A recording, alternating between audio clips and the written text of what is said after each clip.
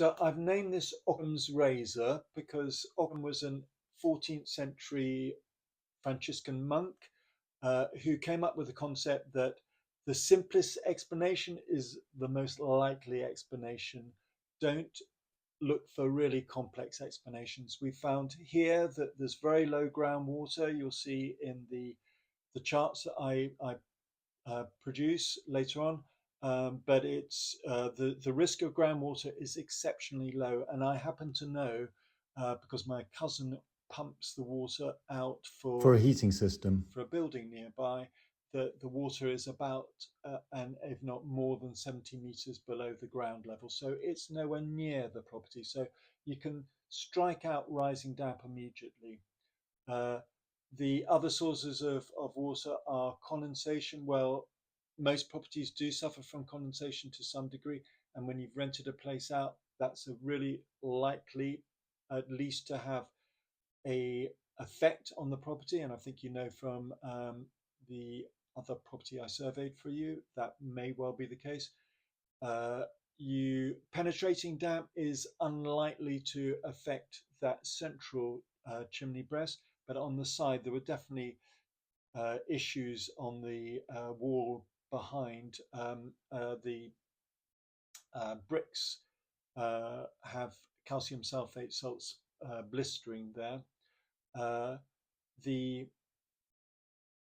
You could have a leak, but I couldn't find any examples, and it's normally a much more central place. You'll see from other examples in my surveys.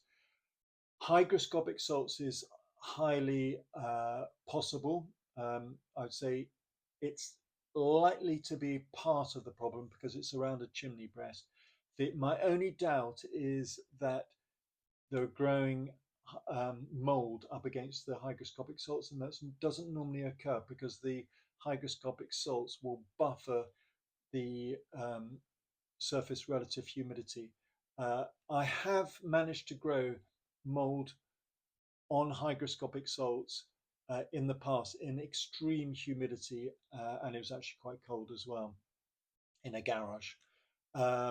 So it's possible there's hygroscopic salts, but what you want to do is dry the walls out thoroughly by using a dehumidifier, a fan, heating it up, and creating airflow. A fan. The other thing is that you do need to go and see the other side of the wall. I knocked on the door, and lovely lady, but she was just about to go to work, so I didn't have the opportunity to see the other side of the wall. But it is important. It's good to know if they had damp proofing treatment, because if you drill into a wall, you need the two things. One, it can force the hygroscopic salts to come through to your side, which is obviously not a good thing. And secondly, they need to have a party wall agreement. And if they haven't, then it's really on the company that did the drilling, in my opinion. So this is in the lower ground floor. Listen to the survey at the time. So there's the chimney breast there. This is behind. So it's highly unusual to find mold on hygroscopic salts. We have some other damp issues here. And then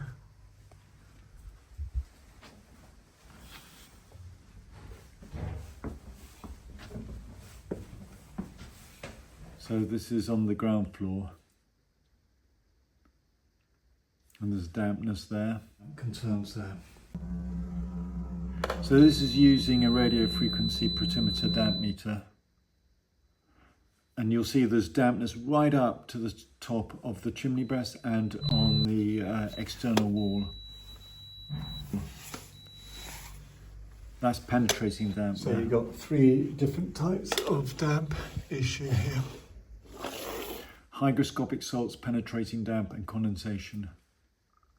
Well, that's condensation there, close to this thin section of insulation. The dark colour is possibly hiding some of the staining, difficult to tell. Around here. Oh, sorry. So there's another type of damp meter that I encourage owners to buy. They're very inexpensive and they're very accurate. So you can see the paint has blistered, and we can talk about that later. Let's just see here. This is the front section.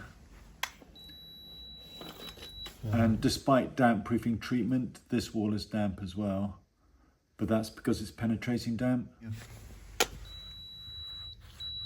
Condensation down here. I'll have a look outside. The green is a sign of dampness. It's been damp proofed against rising damp, but there is no rising damp.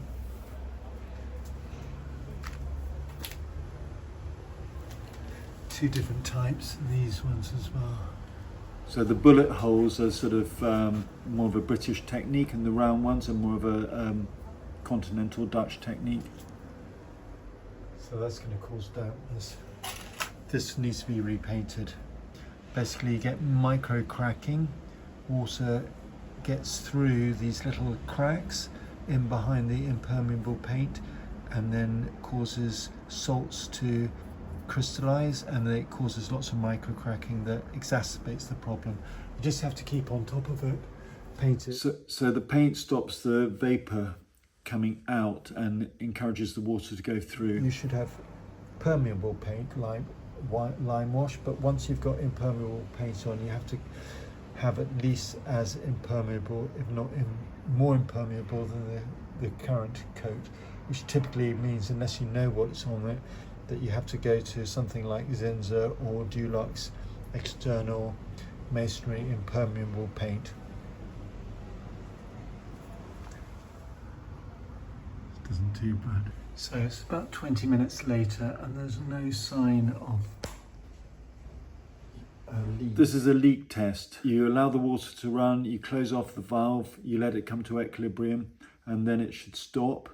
If there's a leak, it will suck back, and it hasn't. So there's no leak, which is good. You can see the meniscus there.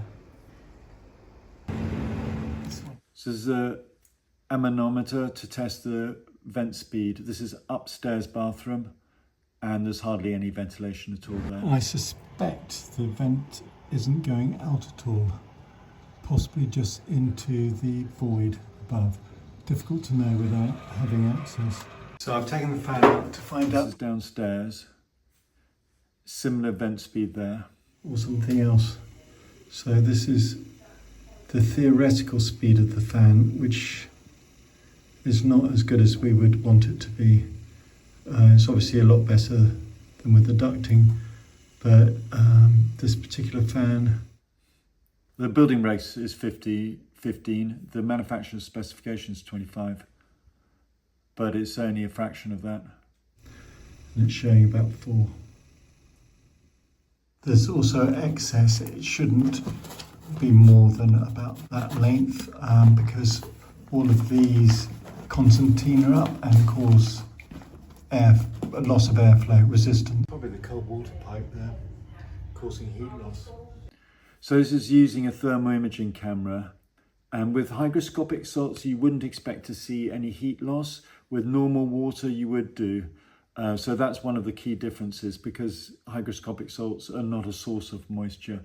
However, because there's mould trapped in behind, I suspect that's why there was some heat loss, because it was literally just in that zone.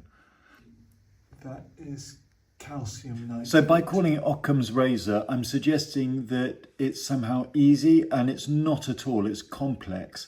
But what I'm trying to say is that if you break down all the individual parts, you come to a succinct and, in my opinion, relatively simple conclusion. So there is no leak. I tested the mains water and there was no pressure loss, so there's no leak. Yes, there could be a leak from the neighbour side, but there's no brown staining coming from through the chimney breast, suggesting there probably isn't a leak there.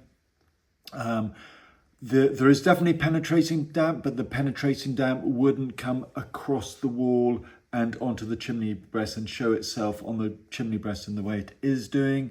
And in fact, there's some water right in this central, the partition wall in the middle of the property. Yes, there's condensation and and there's a risk of there's mold as well. So clearly, if you've got mold, you've got excess vapor, and there's poor ventilation and probably drying clothes internally, and probably tenants not looking after the property as an owner would do.